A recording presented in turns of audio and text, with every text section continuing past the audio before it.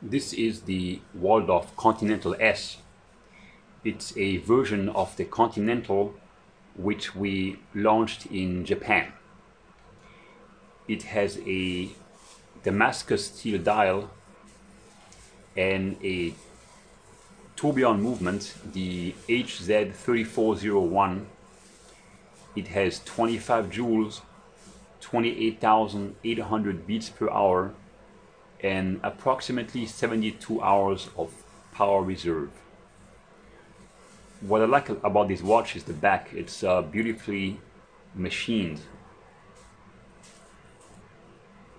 To adjust the time, it's the same process as any other watch. So you grab the crown and you pull it out and you then turn it clockwise, and then you simply push the crown back in, like so.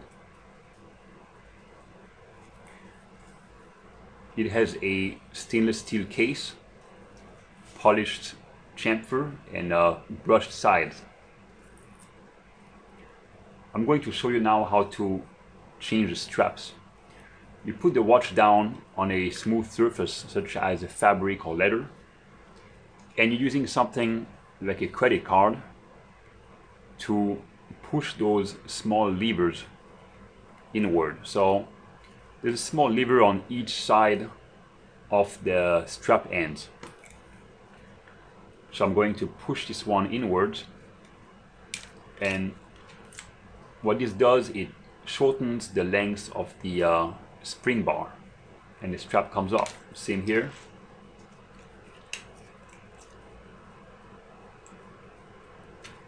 There you go, very easy.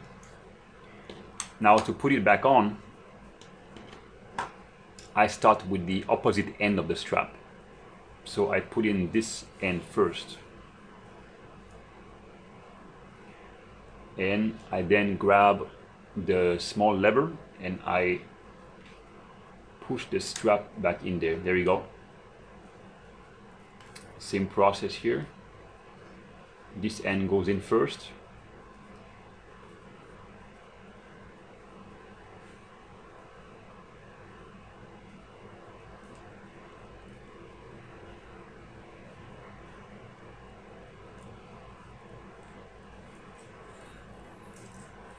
It takes a bit of practice, but after a few tries, you will get it done within maybe seconds. It's a little bit more complicated for the metal bracelet because it does not have the quick release system. You would need a small screwdriver or a band remover and shorten the spring bars that way.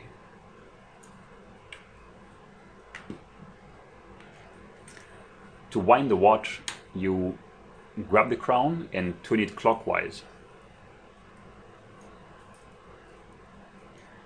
At some point when the movement is reaching full capacity, you will feel more resistance in the crown, and you should stop then because overwinding it may cause some damage to the movement.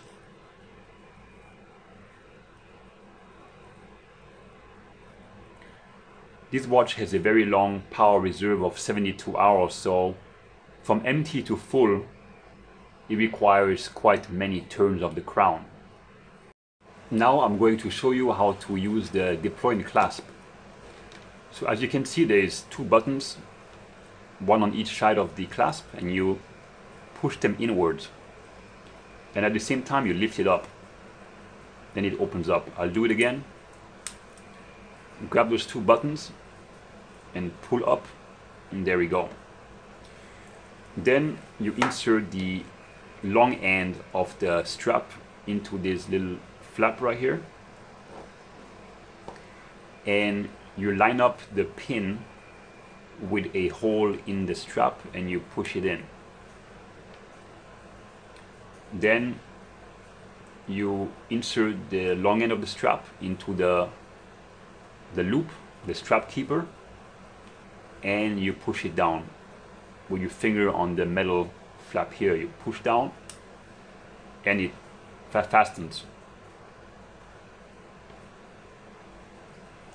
To open it, you grab those two buttons again and it comes right off.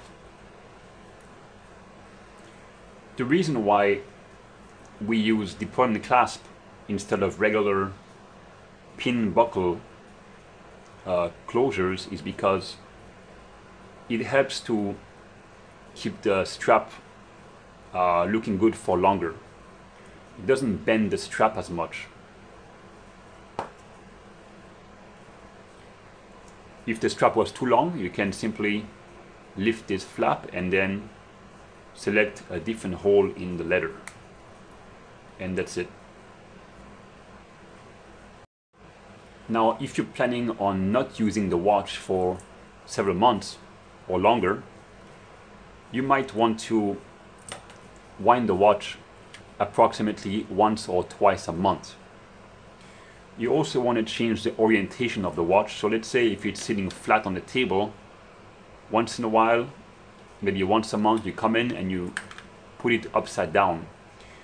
The reason is that the oil inside the movement tends to move towards the lowest point of the watch due to the effects of gravity. So flipping it upside down will keep the oil within the gears of the movement. Do not use any soap or chemicals or detergent on the watch to clean it.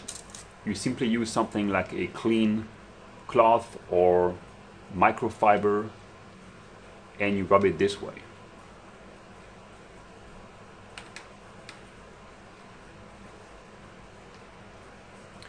There we go. I hope this little introduction and tutorial was useful, and if you have any questions or comments, let me know below.